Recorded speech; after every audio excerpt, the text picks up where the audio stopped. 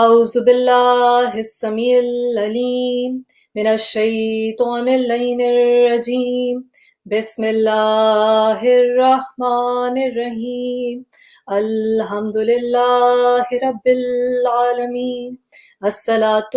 والسلام على أشرف الأنبياء والمرسلين وعلى أهل بيته الطيبين الطاهرين المعصومين أما بعد فقد قال الله تعالى في كتابه المبين وهو أصدق الصادقين بسم الله الرحمن الرحيم إنا أعطيناك الكوثر فصل لربك وانحر إن شانئك هو الأبتر صدق الله العلي العظيم اللہم صلی علی محمد وآل محمد۔ معزز ناظرین، ماہ رجب کی برکات و فیوز آپ سب کو بہت بہت مبارک ہوں۔ آج ہم رجب کے اس مبارک مہینے کے آغاز کے ساتھ، کیونکہ پانچویں امام محمد باقر علیہ السلام، باقر العلوم بھی جنہیں کہا جاتا ہے، آپ کی مبارک ظہور اور ولادت کے پرمسرت موقع پر بہت ہی خوبصورت قول امام معصوم ہے کہ جب کسی مسلمان پہ، تمہارے کسی حبیب پہ، کسی جاننے والے، حتیٰ کہ کسی انسان پہ جو تمہارا پڑوسی ہو، چاہے وہ مسلمان نہ بھی ہو، کوئی بھی تمہارے حلقہ احباب میں ہو، کسی کی بھی تم دکھ سکھ میں شریک ہونا چاہو، تو قول امام معصوم ہے کہ دکھ میں بغیر بلائے، تکلیف میں بغیر بلائے شریک ہو جاؤ، ہاں لیکن خوشی میں جب تک کوئی خود نہ بلائے تب تک شریک نہ ہو۔ میں سمجھتی ہوں کہ ہم بہت خوش قسمت ہیں، اس ذکر کے وسیلے سے ہمیں یہ سعادت نصیب ہوتی ہے کہ ہم اہل بیت علیہ السلام اس پرنور مبارک، اس ہدایت کے سرچشمے مظہر خدا گھرانے کی خوشیوں میں جب شریک ہوتے ہیں تو انتہائی مسرت کا موقع ہوتا ہے۔ اس نور علی نور اللہ تعالیٰ نے جو کہا، جب اللہ تعالیٰ اپنا تعارف کراتا ہے، جب ہم سورہ الحمد میں کہتے ہیں الحمدللہ رب العالمین، تمام تعریفیں اس رب کے لیے ہیں جو عالمین کا رب ہے۔ عزیزان گرامی غور کیجئے، عالمین کا رب صرف اس کرۂ ارض کا رب نہیں، بلکہ جتنے بھی سیارے ہیں، جتنے بھی ستارے ہیں، جتنی بھی گیلیکسیز ہیں، اس کرۂ ارض پہ جتنے بھی خشکی تری، جتنے خطے ہیں، بحر و بر ہیں، جو مخلوقات ہیں، صرف انسانوں کا رب نہیں ہے، چاہے وہ جن ہو، چاہے وہ انسان ہو، چاہے وہ جانور ہو، نباتات ہو، چرند پرند ہو، اللہ تعالیٰ چاہے فرشتے ہوں، اللہ تعالیٰ ان سب کا رب ہے۔ اسی طرح جب اپنے محبوب پیغمبر محمد مصطفیٰ صلی اللہ علیہ وآلہ وسلم کا تعارف کرواتا ہے تو کہتا ہے وَمَا أَرْسَلْنَاكَ إِلَّا رَحْمَةً لِلْعَالَمِينَ، کہ بے شک آپ کو عالمین کے لیے رحمت بنا کر بھیجا، صرف اس کرۂ ارض کے لیے نہیں، عالمین کے لیے، چاہے وہ عرش پہ رہنے والی مخلوق ہو، چاہے وہ جنت کے باشندے ہوں، چاہے وہ زمین پہ نظر نہ آنے والی مخلوق ہو، چاہے وہ جن ہو، چاہے انسان ہو، اور زمان و مکان کی قید سے آزاد ہے، جتنے بھی پچھلے زمانوں کے تھے، جس طرح کہا کہ اے نبی آپ کو گواہ بنائیں گے تمام انبیاء پہ کہ کس طرح سے انہوں نے نبوت کی اپنی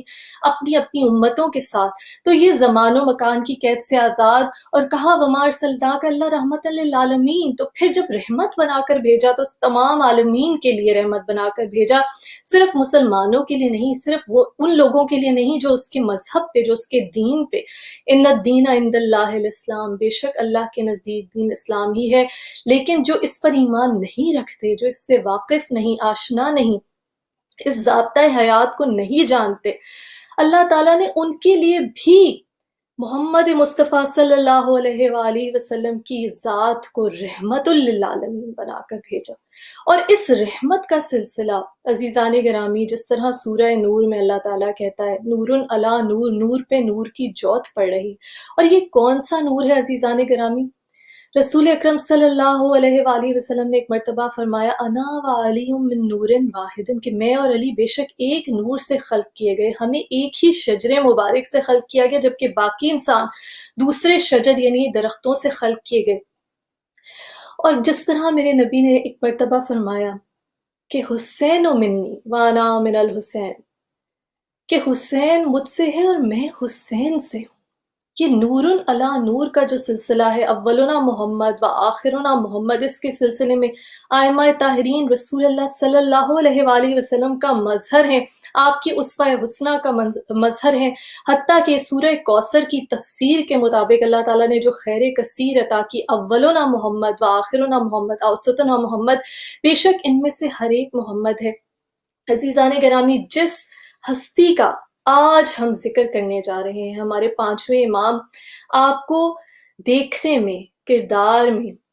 صورت میں، شبیہ میں بھی رسول اکرم صلی اللہ علیہ وآلہ وسلم کی شبیہ کہا جاتا تھا۔ آپ رسول اللہ صلی اللہ علیہ وآلہ وسلم کے پانچویں جانشین،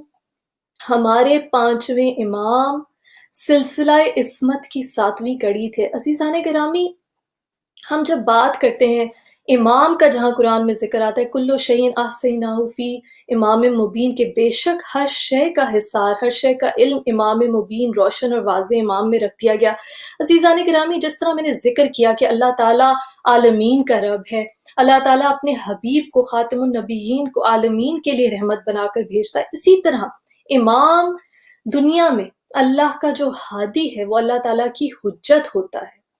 جس طرح قول امام معصوم ہے کہ 2 حجتیں تمہیں دی گئی، اور امام باقر علیہ السلام کا ہی قول ہے کہ سب سے خوبصورت اللہ تعالیٰ نے جو چیز خلق کی وہ عقل ہے، اور پھر اطاعت اور بندگی کو اس پہ جب واجب کیا تو وہ اپنی معراج پہ پہنچ گئی۔ تو اور دوسری حجت، پہلی حجت انسان کی عقل،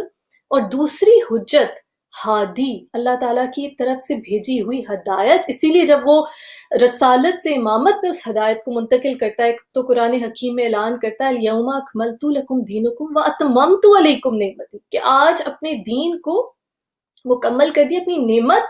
تم پر تمام کر دی۔ اللہ تعالیٰ کی نعمت ہے یہ ہدایت۔ اللہ تعالیٰ نے اپنے نور کو انسانی شبیہ میں بھیجا انسانوں کی ہدایت کے لیے۔ اور اس لیے آپ دیکھیے، جس طرح میں نے کہا کہ صرف وہ لوگ نہیں جو اہل اسلام ہیں، صرف وہ لوگ نہیں جو اللہ تعالیٰ کی وحدانیت اور محمد مصطفیٰ صلی اللہ علیہ وآلہ وسلم کی نبوت پہ ایمان رکھتے ہیں، بلکہ تمام بنی نوع انسان کے لیے یہ وہ ہستیاں ہیں کہ جن کی تعلیمات سے ہر طرح کے مذاہب سے تعلق رکھنے والوں نے فائدہ اٹھایا، حتیٰ کہ مخلوقات نے فائدہ اٹھایا۔ انسانوں کے علاوہ جنوں نے، انسانوں کے علاوہ جانوروں نے، انسانوں کے علاوہ جو مخلوقات موجود تھیں اس زمانے میں، انہوں نے اماموں سے فیض پایا۔ اور نور علی نور کا یہ سلسلہ، یہ امام، یہ ہستیاں، ان کے اقوال، ان کا اسوہ حسنہ، یہ وہ نعمتیں ہیں کہ رہتی دنیا تک فیض پانے والے ان سے فیض پاتے رہیں گے۔ امام باقر علیہ السلام کا آج ذکر ہے، خوشی کا موقع ہے۔ آپ کے والد ماجد سید الساجدین غیرت اللہ بھی جن کا لقب ہے، امام زین العابدین علیہ السلام، والدہ ماجدہ ام عبداللہ فاطمہ بنت حضرت امام حسن علیہ السلام، کہ آپ والد اور والدہ دونوں کی طرف سے علوی اور نجیب الطرفین ہاشمی، نسب کا یہ شرف کسی اور کو نہیں ملتا۔ آپ اپنے آباء و اجداد کی طرح امام، معصوم، عالم زمانہ، افضل الکائنات، خدا کی طرف سے آپ کو امام، معصوم اور اپنے عہد امامت میں سب سے بڑے عالم اور کائنات میں سب سے افضل ہستی ہونے کا درجہ عطا کیا گیا۔ علامہ ابن حجر مکی لکھتے ہیں کہ آپ عبادت، علم اور زہد میں امام زین العابدین علیہ السلام کی جیتی جاگتی تصویر تھے۔ اور مختلف علماء نے آپ کے فضائل میں بے انتہا تاریخ کے اوراق کو بھر دیا، اور بے شک ایک نشست کافی نہیں ہے ایک امام کی زندگی کا آپ کی تعلیمات کا احاطہ کرنے کے لیے۔ زہد و تقوی، علم، طہارت، صفات قلب اور دیگر محاسن اور فضائل میں اس درجے پر فائز تھے کہ ظاہر ہے آپ سے بڑا عالم، آپ سے بڑا عابد، آپ سے بڑا فقیہ کوئی نہیں تھا۔ علم میں آپ کو وہ درجہ حاصل ہے، اسی لیے آپ کا لقب باقر رکھا گیا۔ آپ کا باقر سے مراد یہ بکرا کے مخزن سے نکلا، یعنی شک کرنے والا، واضح کرنے والا۔ اور آپ کے بارے میں آپ اس قدر عظیم الشان پیشوا ہیں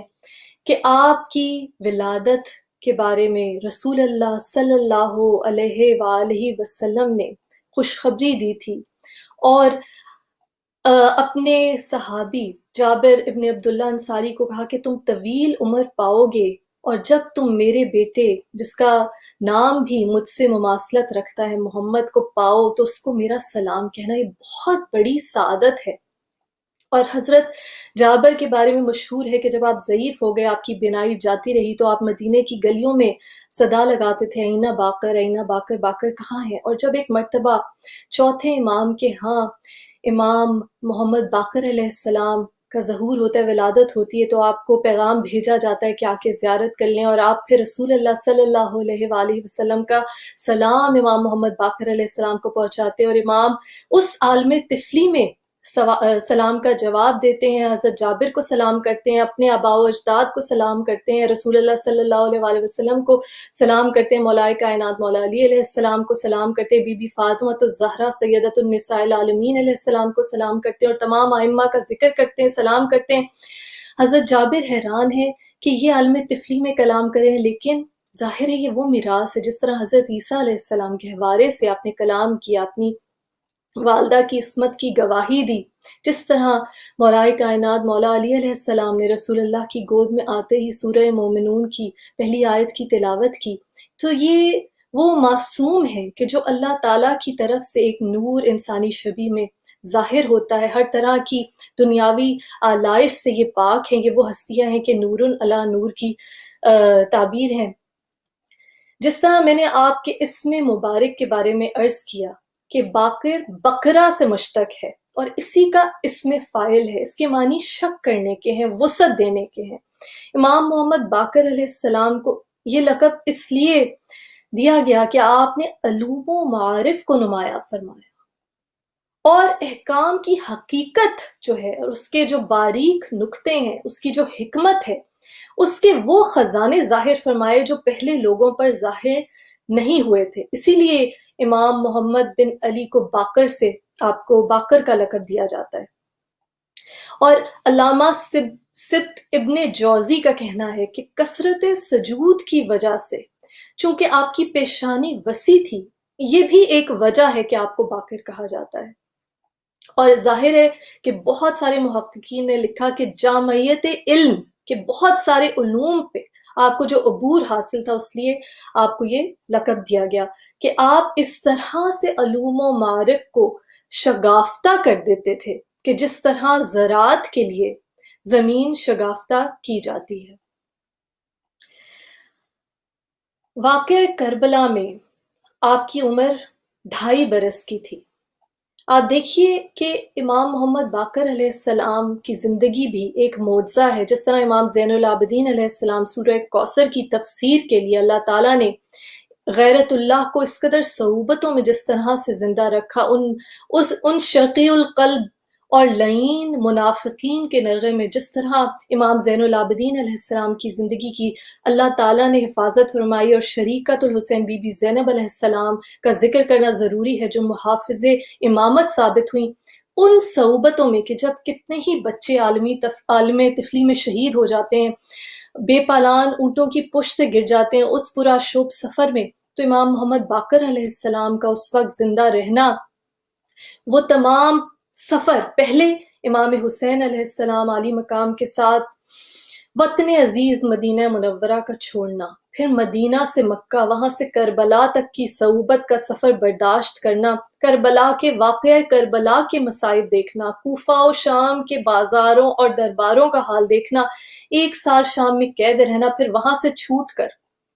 8 ربیع الاول 62 ہجری کو مدینہ منورہ واپس آئے۔ جب آپ کی عمر 4 برس کی ہوئی، ایک پہلا معجزہ ہے، تو آپ ایک دن کنویں میں گر گئے، لیکن خدا نے آپ کو ڈوبنے سے اس طرح بچایا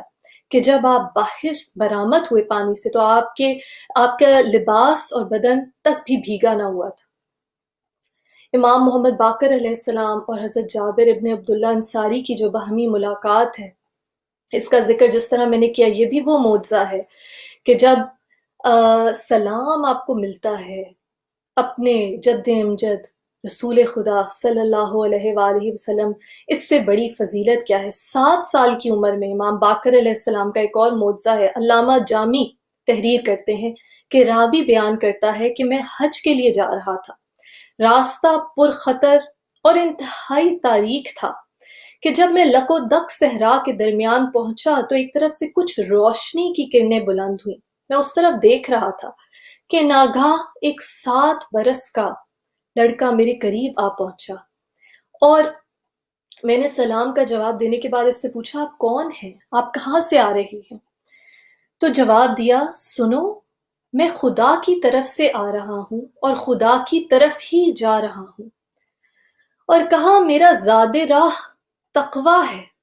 میں عربی النسل قریشی خاندان کا علوی نژاد ہوں اور میرا نام محمد بن علی ابن الحسین بن علی ابن ابی طالب علیہ السلام ہے۔ یہ کہہ کر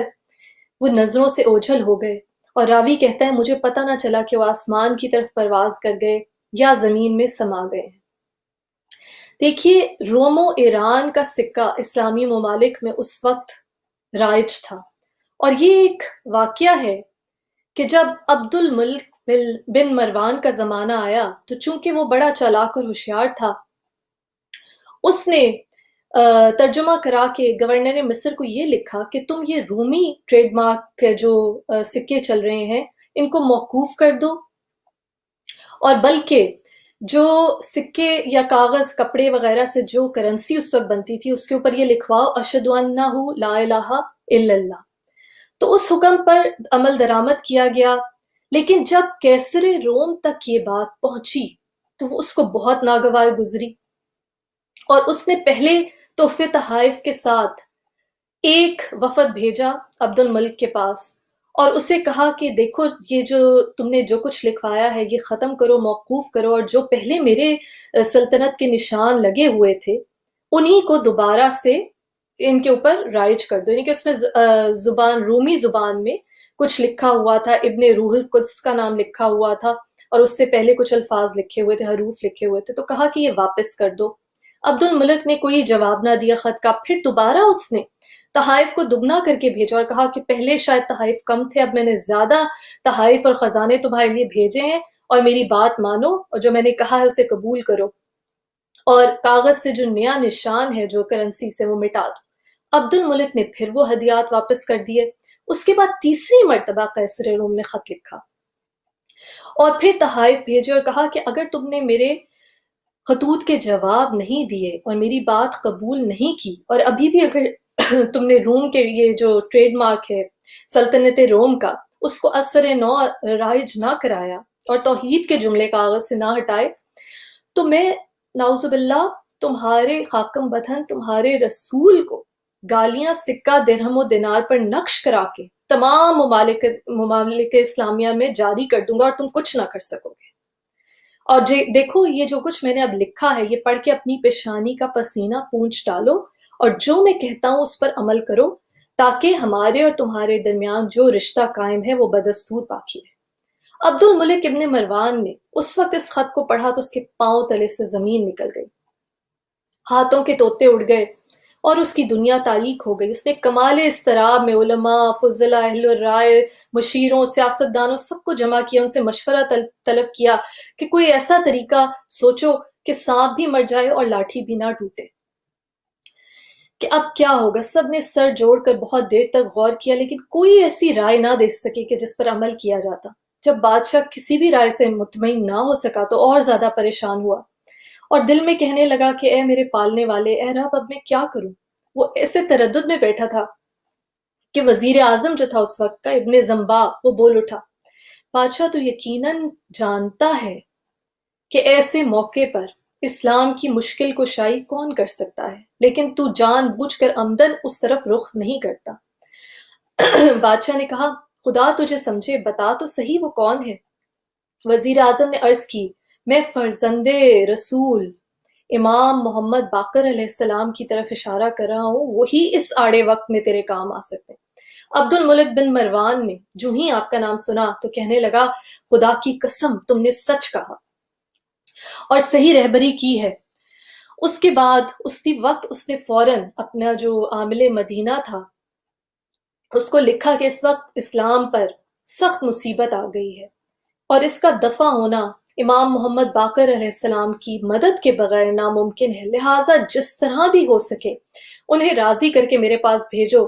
اور اس سلسلے میں جو بھی مصارف ہوں گے وہ حکومت کے ذمے ہوں گے۔ عبد الملک نے درخواست طلبی مدینہ ارسال کرنے کے بعد شاہ روم کے سفیر کو نظر بند کر دیا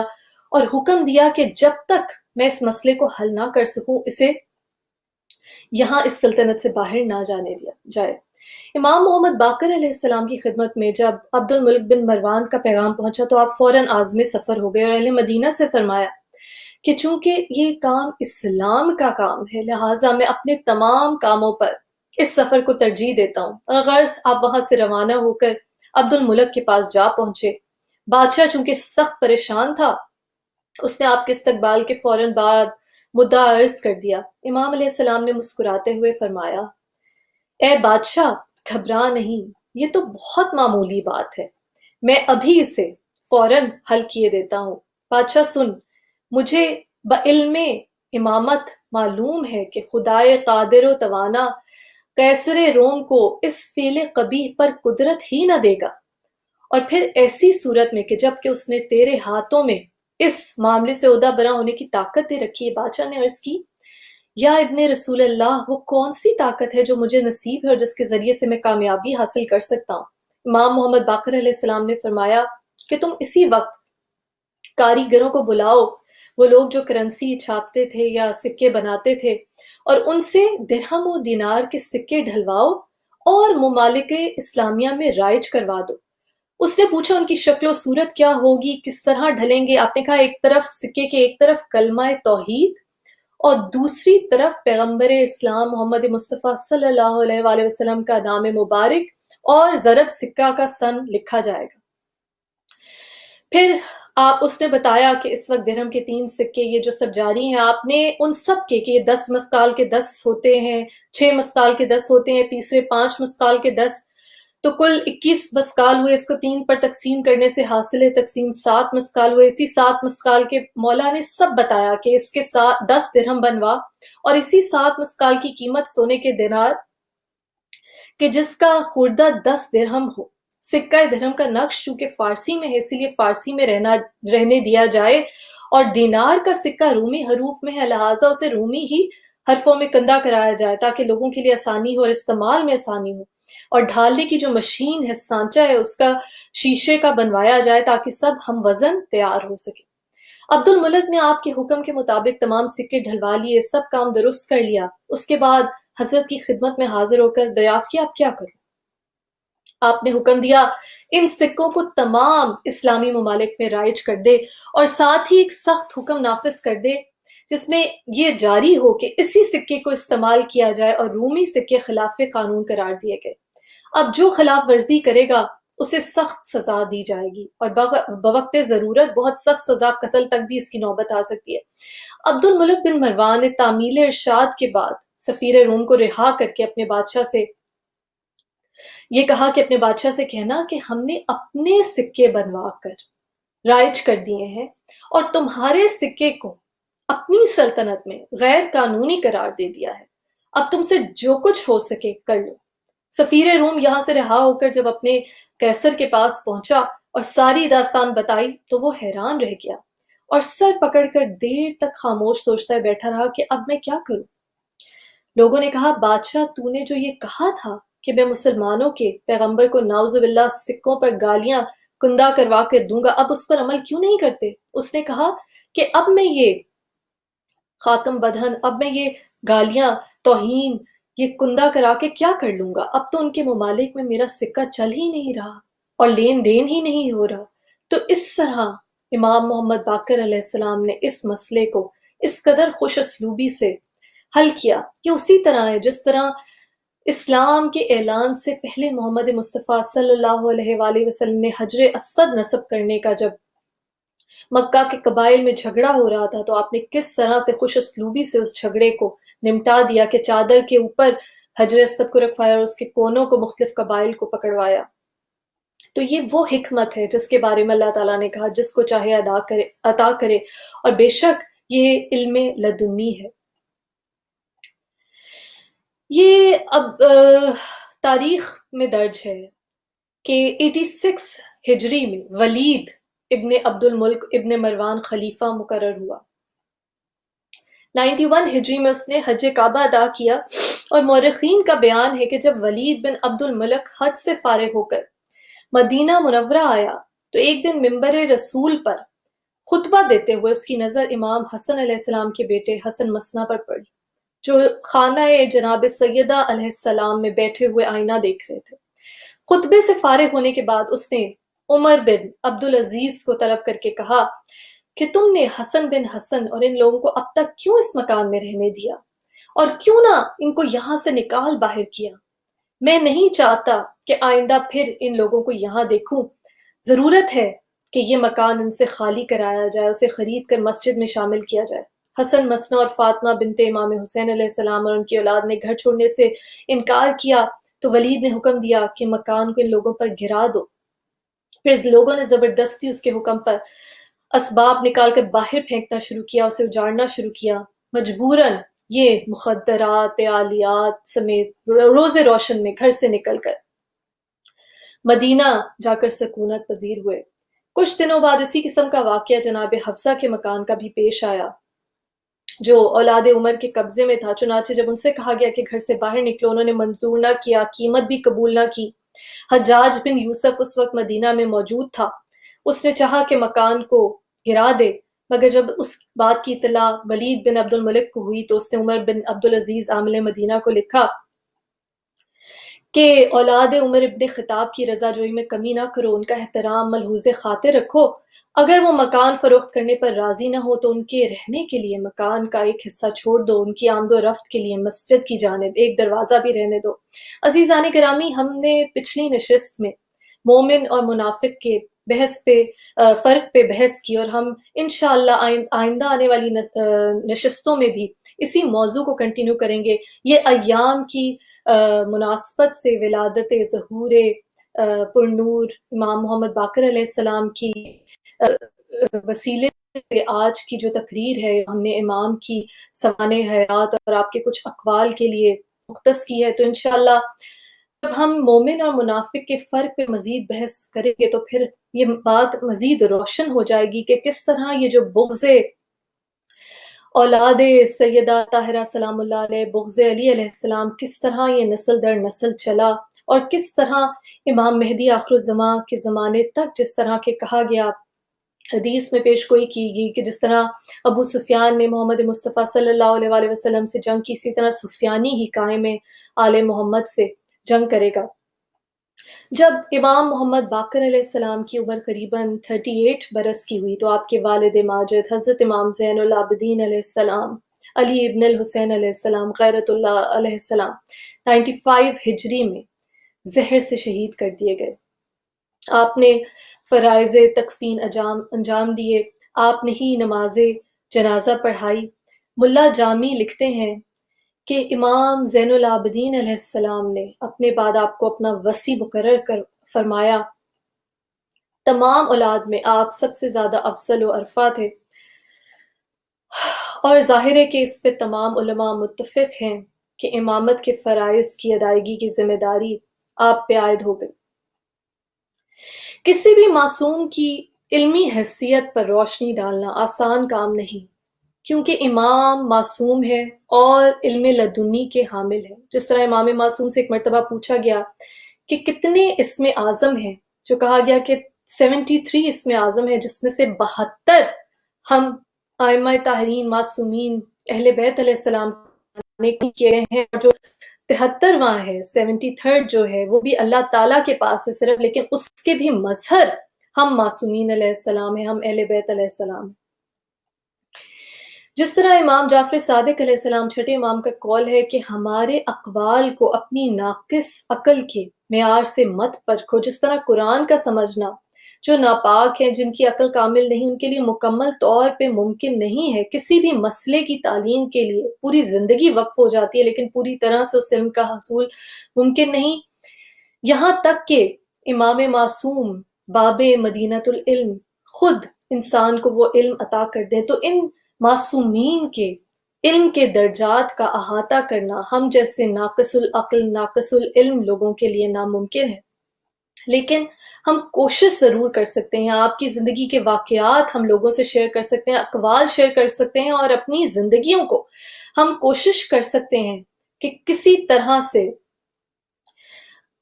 اس سانچے میں ڈھال لیں، ان اقوال کی، ان فرمودات کی روشنی میں ڈھالنے کی کوشش کریں۔ کوشش انسان کے بس میں، اور لیسا للانسان الا ما سعی، کہا گیا کہ انسان کے لیے وہی ہے جس کی وہ کوشش کرتا ہے، اور اللہ تعالیٰ محنت کا پھل ضرور دیتا ہے۔ حضرت کا خود ارشاد ہے کہ ہمیں طائروں تک کی زبان سکھائی گئی ہے اور ہمیں ہر چیز کا علم عطا کیا گیا، اور کہا کہ خدا کی قسم ہم زمین اور آسمان میں خداوند عالم کے خازن علم ہیں، ہم ہی شجرہ نبوت ہیں، ہم ہی معدن حکمت ہیں، وہی ہمارے ہاں آتی رہی اور فرشتے ہمارے ہاں آتے جاتے ہیں۔ یہی وجہ ہے کہ دنیا کے ظاہری ارباب اقتدار ہم سے جلتے اور حسد کرتے ہیں۔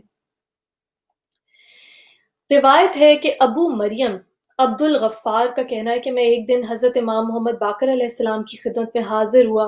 اور عرض کی کہ مولا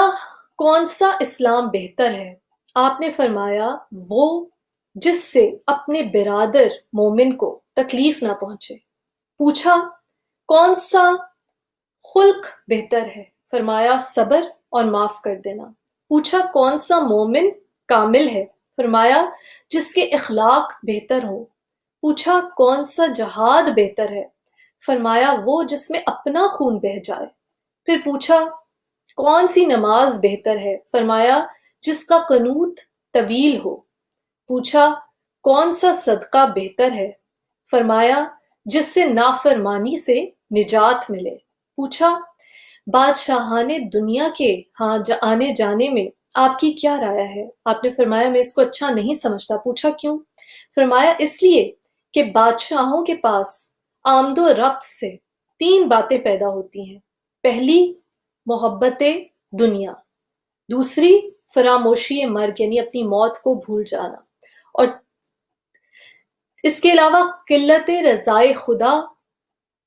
یعنی کہ اللہ تعالیٰ کی جو رضا ہے، اللہ تعالیٰ کی خوشنودی ہے، اس میں کمی ہوتی ہے، قلت ہوتی ہے۔ تو پھر پوچھا کہ کیا میں نہ جاؤں؟ کہا کہ میں فرمایا آپ نے فرمایا میں طلب دنیا سے منع نہیں کرتا، البتہ طلب معاصی سے روکتا ہوں، یعنی گناہ اگر اس میں آپ اللہ تعالیٰ کے احکامات سے روگردانی کرنے پر مجبور ہو جائیں تو پھر ایسے رستے سے دور ہو جائیں۔ علم قرآن، علم الاثار، علم سنت، ہر قسم کے علوم، حکمت کے مظاہرے میں آپ سے زیادہ فضیلت کسی کو حاصل نہیں۔ رسول اللہ صلی اللہ علیہ وآلہ وسلم نے جابر بن عبداللہ انصاری کے ذریعے سلام کہلوایا اور یہ پیش گوئی فرمائی کہ میرا فرزند باقر العلوم ہوگا، باقر العلوم ہوگا، علم کی گتھیوں کو اس طرح سے سلجھائے گا کہ دنیا حیران رہ جائے گی۔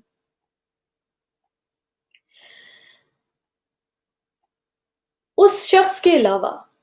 کہ جس کی بصیرت بالکل زائل ہو گئی ہو، کوئی شخص امام محمد باقر علیہ السلام کے علمی فیوز و برکات اور کمالات سے انکار نہیں کر سکتا، کیونکہ اتنے واضح اور روشن ایسے ارشادات ہیں مولا کے۔ کچھ امام محمد باقر علیہ السلام، ایک روایت ہے کہ ایک شخص ایک مرتبہ اپنے 2 بچوں کو لے کے آپ کی خدمت میں حاضر ہوا اور ایک بچے کو اس نے پیار کیا، دوسرے کو نہیں کیا، تو مولا نے کہا کہ دیکھو تم نے عدل نہیں کیا۔ امام باقر علیہ السلام نے فرمایا کہ عدل نہیں کیا، جس طرح تم نے ایک بچے کو پیار کیا دوسرے کو بھی اسی طرح کرنا چاہیے تھا۔ تو عزیزان گرامی، یہ جو اصول دین ہے عدل، یہ ہماری زندگیوں میں بھی اس کا بہت عمل دخل ہے۔ جس طرح امام معصوم نے اس شخص کو تنبیہ کی کہ تم نے جب ایک بچے کو پیار کیا تو فرض ہے کہ دوسرے کو بھی کرو، کہ انصاف کرنا بہت ضروری ہے۔ اللہم صلی علی محمد وآل محمد۔ امام کے کچھ فرامین میں چاہوں گی کہ آج کے اس دن کی برکت سے آپ کی خدمت میں ضرور پیش کروں۔ جب آپ سے روح کی حقیقت اور ماہیت کے بارے میں پوچھا گیا تو آپ نے فرمایا کہ روح ہوا کی طرح متحرک ہے، اور یہ روح جو جانداروں کی ذات کے ساتھ مخصوص ہے وہ پاکیزہ تر ہے۔ روح مخلوق ہے اور حادث اور ایک جگہ سے دوسری جگہ منتقل ہونے والی ہے۔ وہ ایسی لطیف شے ہے کہ جس میں نہ کسی قسم کی گرانی یعنی کہ کوئی وزن نہ کوئی سنگینی ہے۔ وہ ایک باریک اور رقیق شے ہے جو قالب کثیف میں پوشیدہ ہے۔ اس کی مثال اس مشق کی سی ہے جس میں ہوا بھر دو، ہوا بھرنے سے پھول جائے گی، لیکن فرق یہ ہے کہ اس کے وزن میں اضافہ نہیں ہوگا، یعنی کہ ویٹ لیس ایئر۔ اور کہا روح باقی ہے اور بدن سے نکلنے کے بعد فنا نہیں ہوتی۔ یہ نفخ سور کے وقت جب سور پھونکا جائے گا اس وقت ہی فنا ہوگی۔ آپ سے خداوند عالم کے صفات کے بارے میں جب پوچھا گیا تو آپ نے فرمایا کہ بے شک وہ رب العزت پروردگار سمیع و بصیر ہے اور اعلی سمع و بصر کے بغیر سنتا اور دیکھتا ہے۔ اور جب آپ سے عمر ابن عبید نے پوچھا ایک آیت کے بارے میں کہ کون سا غضب اللہ تعالیٰ کا کون سے غضب کی طرف اشارہ ہے تو آپ نے فرمایا خدا کا غضب مراد ہے۔ عقاب اور عذاب کی طرف اشارہ فرمایا گیا ہے۔ مختلف آیات کی تفاسیر لوگوں نے پوچھی۔ جب پوچھا گیا کہ قول خدا آمنوا باللہ ورسولہ والنور الذی انزلنا میں نور سے کیا مراد ہے تو آپ نے فرمایا کہ خدا کی قسم یہاں نور سے مراد ہم آل محمد صلی اللہ علیہ وآلہ وسلم ہے۔ آپ سے دریافت کیا گیا کہ یوم ندعو کل الناس سے مراد کون لوگ مراد ہیں؟ آپ نے فرمایا وہ رسول اللہ صلی اللہ علیہ وآلہ وسلم اور ان کے بعد ان کی اولاد سے جو ائمہ ہیں انہی کی طرف آیت میں اشارہ کیا گیا ہے کہ جو انہیں دوست رکھے گا اور ان کی تصدیق کرے گا وہی نجات پائے گا، اور جو ان کی مخالفت کرے گا وہ جہنم میں جائے گا۔ ایک مرتبہ طاؤس یمانی نے حضرت کی خدمت میں حاضر ہو کر یہ سوال کیا کہ کون سی چیز ہے جس کا تھوڑا استعمال حلال تھا اور زیادہ استعمال حرام؟ آپ نے فرمایا کہ وہ نہر تالوت کا پانی تھا جس کا صرف ایک چلو پینا حلال تھا اور اس سے زیادہ حرام۔ پوچھا وہ کون سا روزہ تھا جس میں کھانا پینا حلال تھا، کھانا پینا جائز تھا؟ فرمایا جناب مریم علیہ السلام کا روزہ سمت تھا جس میں صرف نہ بولنے کا یعنی خاموشی چپ کا روزہ تھا، کھانا پینا حلال تھا۔ پھر پوچھا وہ کون سی چیز ہے جو صرف کرنے سے کم ہوتی ہے بڑھتی نہیں؟ آپ نے فرمایا وہ عمر ہے۔ پوچھا وہ کون سی شے ہے جو بڑھتی ہے گھٹتی نہیں؟ آپ نے فرمایا سمندر کا پانی ہے۔ پوچھا وہ کون سی چیز ہے جو صرف ایک بار اڑی اور پھر نہ اڑی؟ فرمایا وہ کوہ طور ہے جو ایک بار حکم خدا سے اڑ کر بنی اسرائیل کے سروں پر آ گیا۔ پوچھا وہ کون لوگ ہیں جن کی سچی گواہی خدا نے جھوٹی قرار دی؟ فرمایا وہ منافقوں کی تصدیق رسالت ہے جو دل سے نہ ہوئی تھی۔ عزیزان گرامی، وہی موضوع جو ہم نے پچھلی دفعہ جس پہ گفتگو کی، مومن اور منافق کا فرق، تو جب امام محمد باقر العلوم علیہ السلام سے پوچھا گیا وہ کون لوگ ہیں کہ جن کی سچی گواہی کو بھی خدا نے جھوٹا قرار دیا، تو آپ نے فرمایا وہ منافقوں کی تصدیق رسالت ہے کیونکہ وہ دل سے نہیں تھی۔ تو یہ بہت غور و فکر کا مقام ہے کہ گواہی سچی ہے، بے شک یقیناً ظاہر ہے رسالت صلی اللہ علیہ وآلہ وسلم، محمد مصطفیٰ صلی اللہ علیہ وآلہ وسلم کی جو رسالت ہے وہ سچی ہے، برحق ہے۔ وہ سچ بھی جب کسی جھوٹی زبان سے نکلتا ہے کیونکہ ان کے دل میں نفاق ہے، ان کے دل میں منافقت ہے، دل سے ایمان نہیں لائے، تو چاہے گواہی سچی ہے لیکن ان کی وہ سچی گواہی بھی خدا نے جھوٹی قرار دی کیونکہ ان کا دل اس گواہی میں، اس کلام میں، ان کا قلب شامل نہیں تھا، تو کہا یہ منافقوں کی تصدیق رسالت ہے جو دل سے نہ تھی۔ پھر پوچھا بنی آدم کا آدھا حصہ کب ہلاک ہوا؟ آپ نے فرمایا ایسا کبھی نہیں ہوا، تم یہ پوچھو کہ انسان کا 1/4 حصہ کب ہلاک ہوا تو میں تمہیں یہ بتاؤں گا، یہ اس وقت ہوا جب قابیل نے حابیل کو قتل کیا، کیونکہ اس وقت 4 انسان تھے، حضرت آدم، حوا، حابیل، قابیل۔ پھر پوچھا نسل انسانی کس طرح بڑھی تو آپ نے فرمایا جناب شیعت سے جو قتل حابیل کے بعد بطن بی بی حوا سے پیدا ہوئے۔ امام محمد باقر علیہ السلام کے ایسے بہت سے علمی معرفت اور بلندی کے واقعات ہیں کہ جس میں آپ نے لوگوں کے ساتھ مناظرے کیے، ان کے سوالوں کے جواب دیے۔ ایک جناب ابو حنیفہ کا بھی امتحان تھا کہ جس میں علامہ شبلی نعمانی اور علامہ ابن القیم لکھتے ہیں کہ امام ابو حنیفہ ایک مدت تک حضرت کی خدمت میں حاضر رہے اور ان سے فقہ و حدیث کی بہت سی نادر باتیں سیکھی، حاصل کی۔ شیعہ سنی دونوں مسلکوں کے محققین نے مانا ہے کہ امام ابو حنیفہ کی معلومات کا بڑا ذخیرہ حضرت ہی کا فیض صحبت تھا، اور امام نے ان کے فرزند حضرت جعفر صادق علیہ السلام کی فیض صحبت سے بھی بہت کچھ فائدہ اٹھایا، اور جس کا ذکر ان کی تحریروں میں بھی پایا جاتا ہے، ابو حنیفہ کی تحریروں میں بھی پایا جاتا ہے۔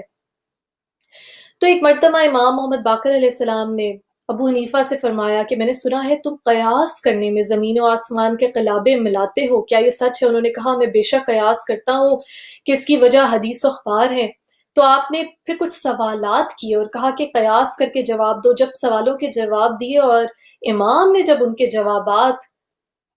کو رد کیا اور کہا کہ یہ غلط ہے، تو پھر کہا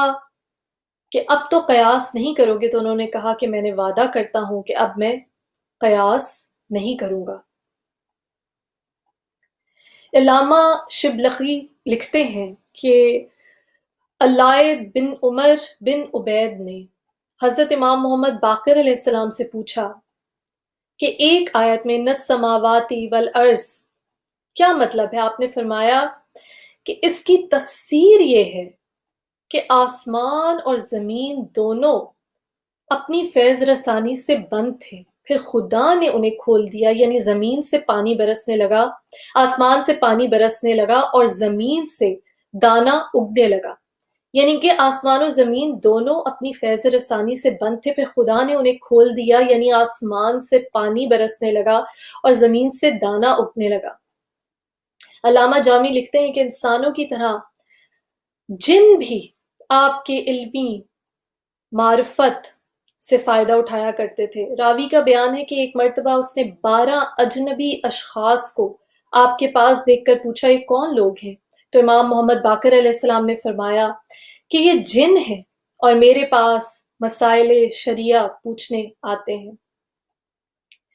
امام محمد باقر علیہ السلام کی کرامات بے انتہا ہیں۔ علامہ جامی رحمۃ اللہ علیہ لکھتے ہیں کہ ایک روز آپ خچر پہ سفر فرما رہے تھے، آپ کے ہمراہ ایک اور شخص گدھے پر سوار تھا، اور مکہ اور مدینہ کے درمیان پہاڑ سے ایک بھیڑیا برآمد ہوا۔ آپ نے اسے دیکھ کر اپنی سواری روک لی، وہ قریب پہنچ کر گویا ہوا، مولا اس پہاڑی پر میری مادہ ہے اور اسے سخت درد ذہ عارض ہے، آپ دعا فرما دیجئے اس مصیبت سے اسے نجات ہو جائے۔ آپ نے دعا فرما دی، پھر اس نے کہا آپ یہ بھی دعا کیجئے کہ میری نسل میں سے کسی کو بھی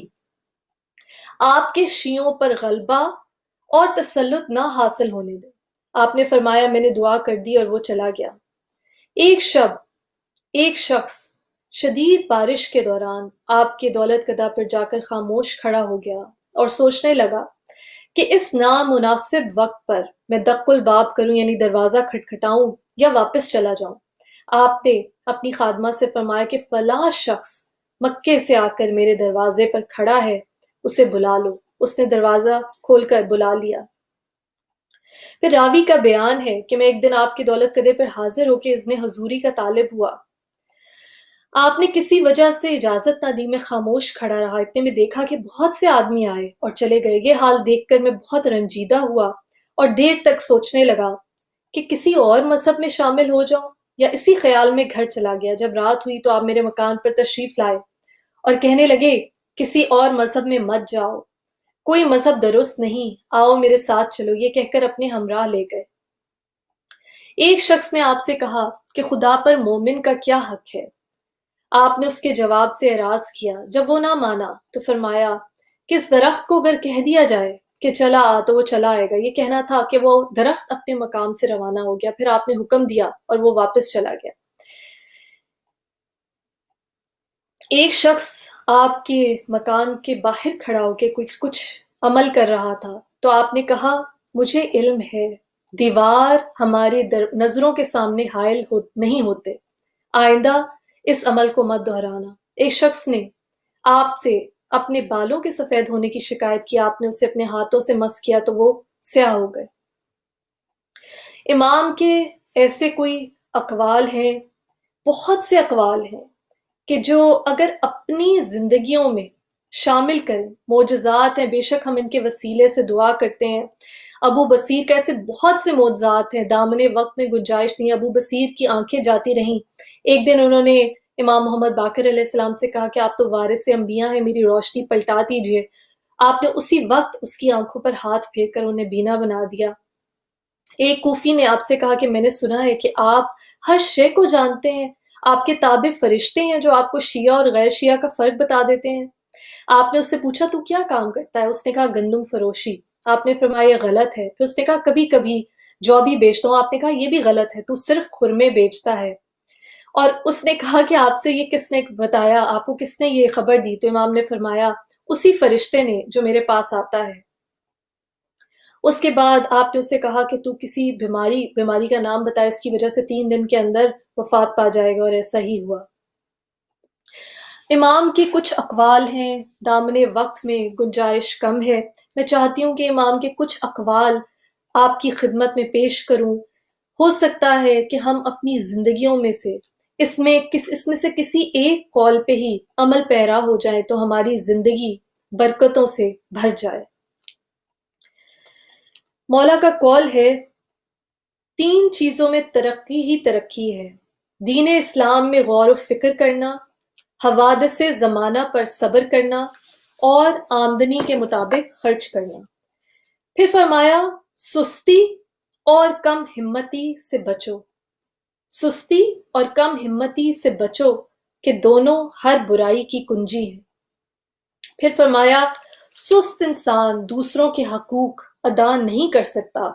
اور تنگ حوصلہ شخص حق پر صبر نہیں کر پاتا۔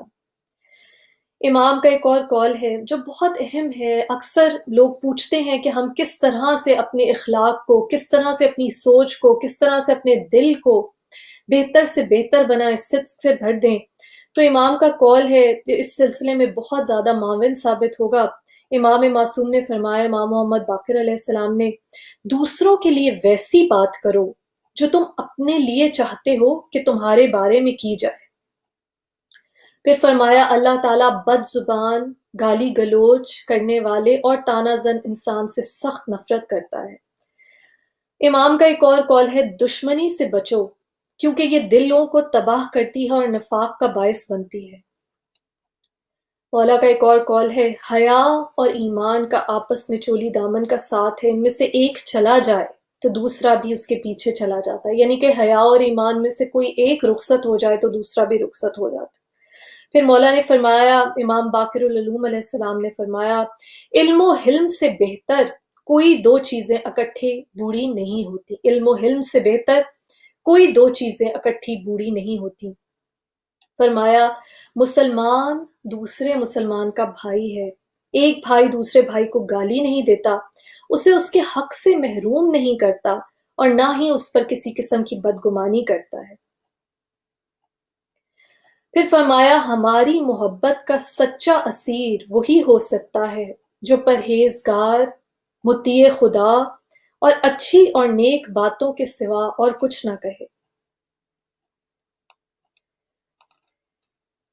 پھر امام معصوم کا قول ہے جو شخص اپنے دل سے نصیحتوں کو قبول نہ کرتا ہو تو دنیا کی دوسری نصیحتوں سے سبق حاصل نہیں کر سکتا۔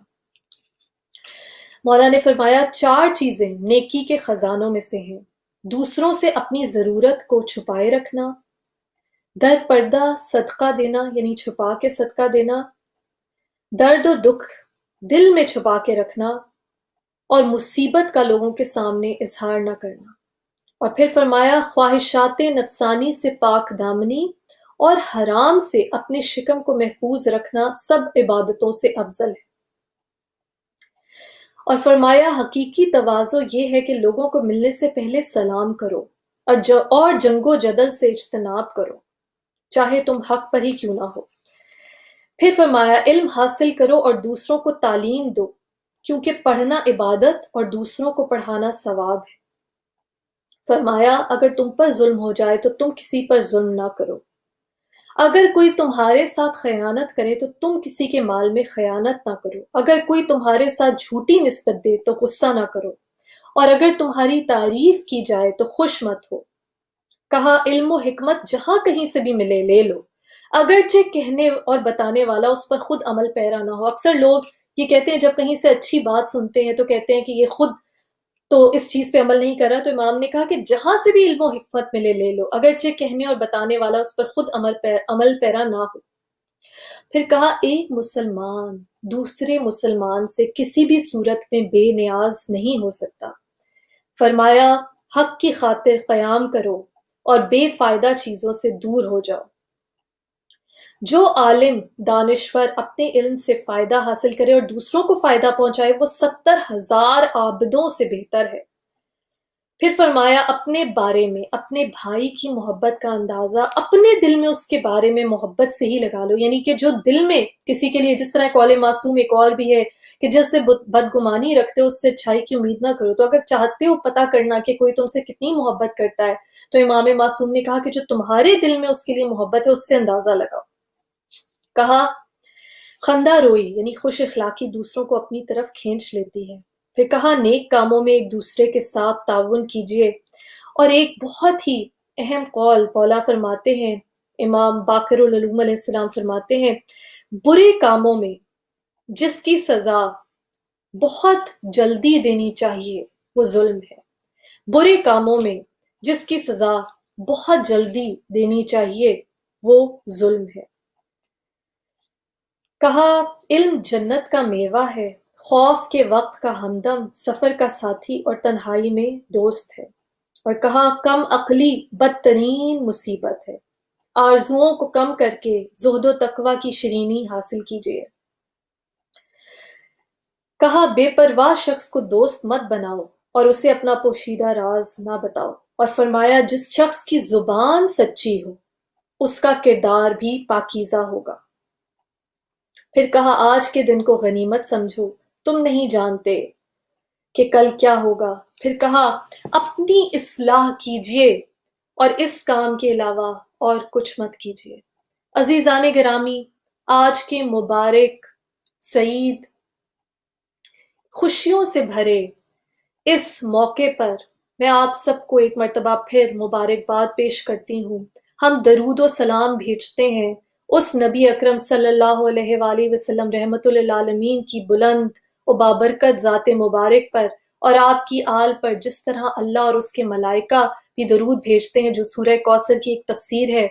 کہ بے شک خیر کثیر ہے نبی آپ کو عطا کی، آپ کا دشمن ہی بے نام و نشان ہوگا۔ یا اللہ ان مبارک ہستیوں کے صدقے میں، امام معصوم علیہ السلام کے صدقے میں، یا اللہ ہمارے صغیرہ اور کبیرہ تمام گناہوں کو معاف فرما۔ پڑھنے میں، ذکر کرنے میں، روایات کو کوٹ کرنے میں کوئی خطا ہو گئی ہو تو اس کے لیے یا اللہ ہمارے گناہوں کو معاف فرما۔ یا اللہ ہمیں کوئی غم نہ دے سوائے غم حسین کے، سوائے غم شبیر کے، شبیر کا غم بانٹ رہا ہے تو ادھر دے۔ یا اللہ سورہ کوثر کی تفسیر کے صدقے میں اہل بیت علیہ السلام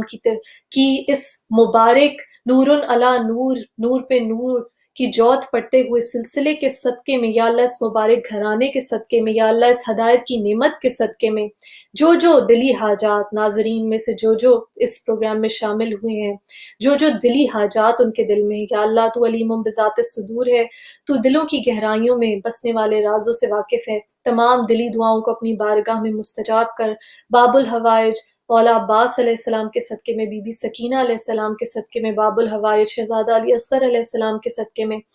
تمام مومنین و مومنات کی دلی حاجات اپنی بارگاہ میں قبول و منظور فرما۔ امام محمد باقر علیہ السلام کے صدقے میں، جن کی یاد میں آج کی اس محفل میں،